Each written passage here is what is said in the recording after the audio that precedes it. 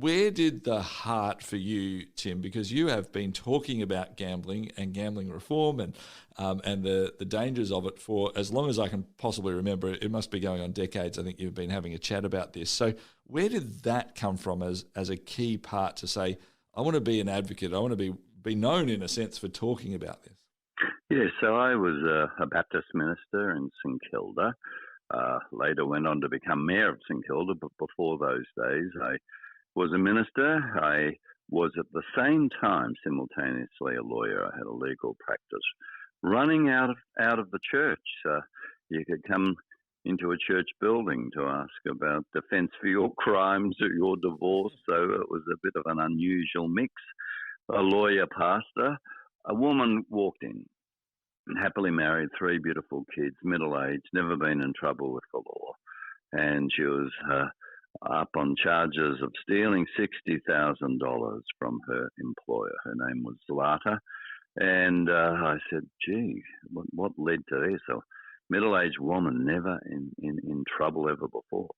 And she explained that when poker machines were introduced to Victoria in 1993, she had become addicted. I went to court, represented her. She was given 4 years jail.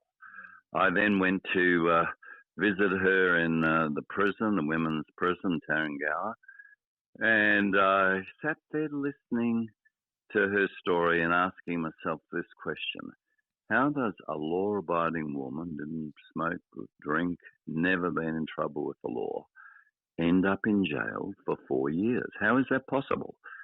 And it suddenly hit me. These machines were built for addiction. They are predatory. What we now know, I didn't know back at the time, is the dopamine release in the brain. When you're sitting in front of a poker machine, hits the pleasure center of the brain with the force of cocaine. And I suddenly realized that we had in Australia 75% of all the world's poker machines in pubs and clubs.